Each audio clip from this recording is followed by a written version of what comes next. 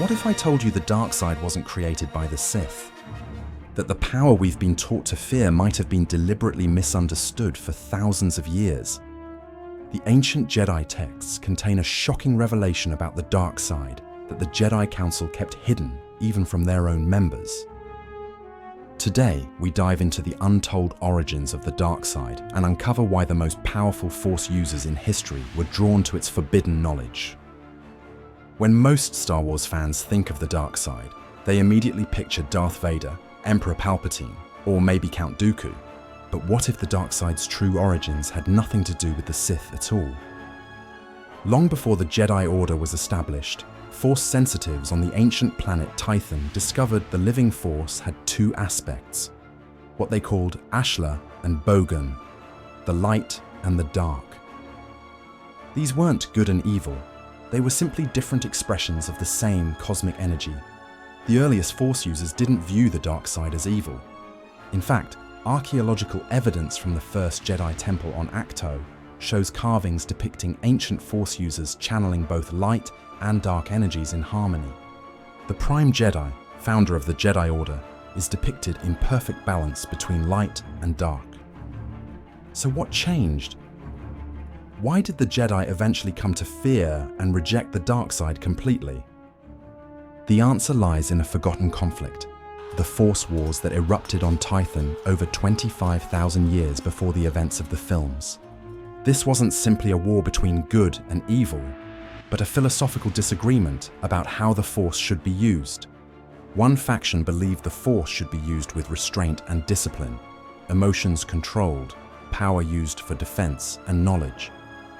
The other believed in embracing passion and emotion to unlock the Force's full potential. Neither side was inherently evil, just different approaches to understanding the same cosmic power. Few, even among the Jedi, know of the realm called Mortis, a mysterious plane of existence where the Force itself was personified by three beings: the Father, the Daughter, and the Son. The Father maintained balance between his children, the Daughter embodying the light side and the Son embodying the dark. Ancient murals discovered on Lothal depict these beings and suggest that early Force users understood that both light and dark were necessary for balance. The Father didn't seek to destroy the Son, only to keep his power in check alongside the daughters. The most fascinating aspect of the Mortis story isn't just that the dark side was personified, but that it was considered an essential part of existence. Without the Sun, without the dark side, the cosmic balance would collapse. Excavations of pre-Republic ruins on Ossus revealed texts describing pilgrimages to gates that supposedly led to Mortis. These pilgrimages weren't undertaken by dark cultists, but by the most enlightened Force users of their time, those seeking to understand the true nature of the Force in its entirety. The Mortis trilogy of episodes in the Clone Wars wasn't just a strange detour for Anakin, Obi-Wan, and Ahsoka. It was a glimpse into the most fundamental truth about the Force that the later Jedi Order had forgotten or deliberately obscured. The truth the Jedi Order kept hidden for millennia was simple, yet devastating. The dark side itself wasn't corrupting. Fear of the dark side was. After the Force Wars, the victorious light side users established the Jedi Order. They taught that dark side emotions, passion, anger, fear, would inevitably corrupt and destroy. They created rigid codes and practices to prevent Jedi from exploring these emotions. But this approach created a dangerous cycle. By teaching Jedi to fear their own emotions, they actually made those who experienced strong feelings more vulnerable to corruption. When young Jedi inevitably felt anger or passion, they had no framework for handling these emotions, only fear and shame. This fear became a self-fulfilling prophecy. Ancient holocrons discovered in Sith ruins on Malachor reveal a startling truth. Early dark side practitioners didn't call themselves Sith at all. The term Sith originally referred to a species native to Korriban, who were naturally Force sensitive. The exiled Jedi who first encountered them learned their Force techniques and eventually ruled them. These original Dark Jedi believed they were pursuing a more complete understanding of the Force. They didn't see themselves as evil. They saw themselves as liberated from Jedi dogma. The final testament of Jedi Master Atris reveals a profound insight from her journey. After nearly falling to the dark side during the Old Republic era, she came to understand that the Jedi's fear of what they don't understand actually creates the very darkness they fight against. Her writings describe standing at the edge of the abyss and discovering that darkness itself doesn't corrupt. It's our reaction to it that determines our path. This revelation challenges everything the Jedi Order taught about the dark side's inherent corruption. The prophecy of the Chosen One was perhaps the most misunderstood text in Jedi history. For generations, the Jedi believed it foretold someone who would destroy the Sith and the dark side. But what if that interpretation was fundamentally wrong? Hidden within ancient texts recovered from the first Jedi Temple was the original prophecy. In the time of greatest despair, a child shall be born who will destroy the Sith and bring balance to the Force.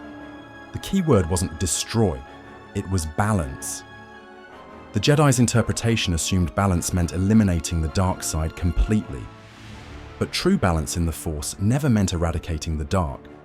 It meant understanding both aspects in harmony. This explains why Anakin Skywalker's journey was so complex.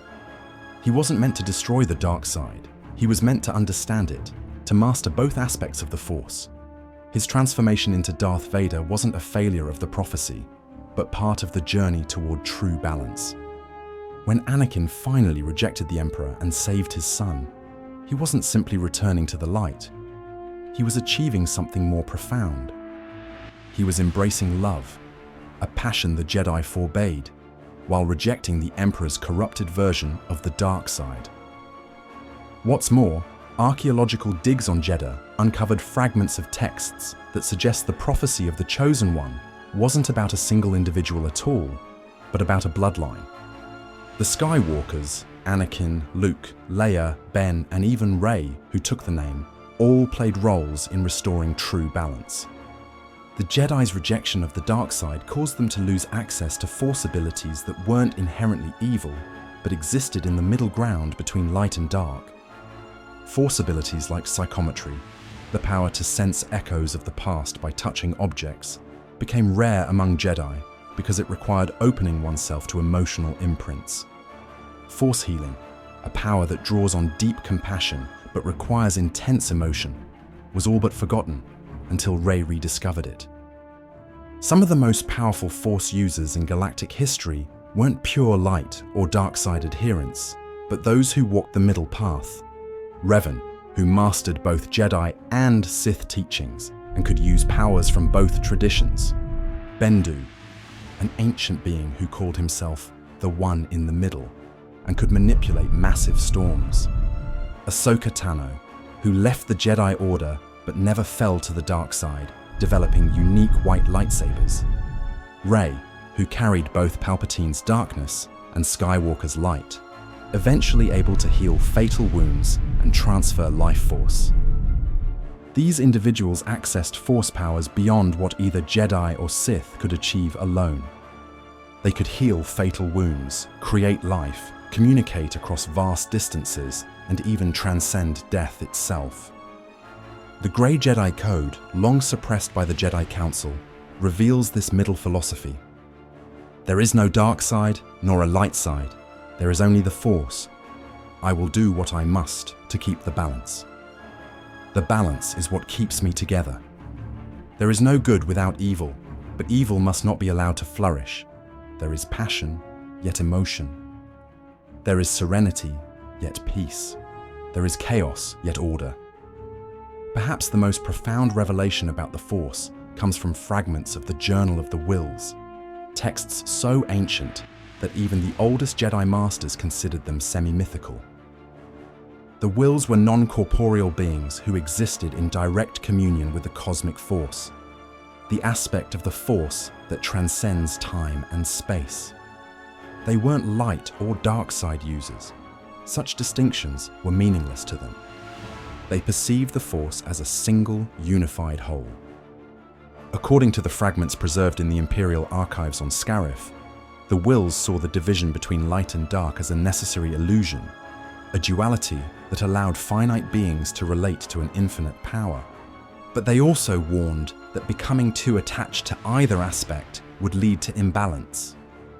The guardians of the Whills on Jedha weren't Force users in the traditional sense, but they understood something the Jedi had forgotten, that the Force didn't belong to any order or tradition. It belonged to all living things. George Lucas himself once described his original vision for the sequel trilogy, saying it would have explored the microbiotic world of the Whills, who feed off the Force and control the universe. This wasn't just a creative idea, it was a return to his original conception of the Force as something beyond the simplistic light-dark dichotomy. The ancient temple beneath Luke's Jedi Academy contained a mural depicting Force users communing with tiny, glowing beings, likely representations of the midichlorians that connect all life to the Force. The inscription beside this mural, partially translated before the temple's destruction, suggested that the midichlorians themselves neither served the light nor the dark, but the balance between them. Emperor Palpatine wasn't just a Sith Lord, he was a scholar of the Force's most forbidden secrets. His personal archives, partially recovered after the Battle of Jakku, reveal he spent decades researching the earliest Force traditions. The most disturbing discovery was that Palpatine didn't believe in the dark side as the Sith traditionally understood it. He saw it as a tool, a means to power, not an end in itself. His ultimate goal wasn't to serve the dark side, but to transcend the very duality of light and dark. The Emperor's obsession with immortality wasn't just about extending his own life. It was about breaking free from what he saw as the artificial limitations of both Jedi and Sith philosophies. He believed that by mastering both aspects of the Force, he could become something beyond either. Ancient texts found in his private retreat on Wayland describe techniques that blur the line between light and dark, methods to transfer consciousness, preserve life, and even manipulate reality itself. These weren't purely dark side techniques, but forbidden knowledge from traditions predating both Jedi and Sith. The most shocking revelation, Palpatine's contingency plans included the creation of Force-sensitive beings who could channel both light and dark energies without falling to either side. The Snoke prototypes weren't just failed clones, they were attempts to create entities that could serve as vessels for this perfect balance. So what does this mean for the future of Force users in the galaxy? The Jedi Order as we knew it is gone. Luke Skywalker tried to rebuild it, but ultimately recognized its fundamental flaws. Rey has started something new, carrying knowledge from both light and dark side traditions. The ancient texts Rey saved from Acto contain teachings far older than the Jedi, wisdom from a time when the Force was understood in its totality.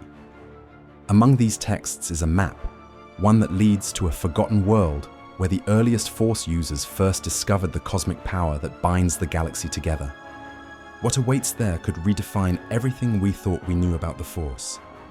Ancient beings who never divided the Force into light and dark still guard knowledge that both Jedi and Sith sought for millennia.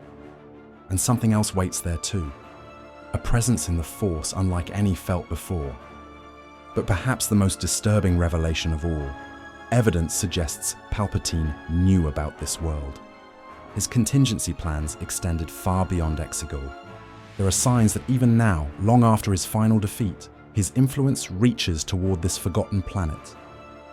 The truth about the dark side was never what the Jedi taught, and the power waiting to be rediscovered could change the fate of the galaxy forever. The coordinates to this forgotten world were hidden in plain sight, engraved on the floor of the Emperor's throne room on the second Death Star.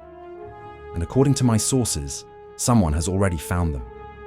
The question is, who reached the planet first, and what have they awakened? Our next exploration takes us to perhaps the most pivotal moment in the original trilogy. What if Luke Skywalker had made a different choice? What if the son of Anakin Skywalker had joined his father and the Emperor? The galaxy's fate would have shifted dramatically. Would he have reformed the Empire from within?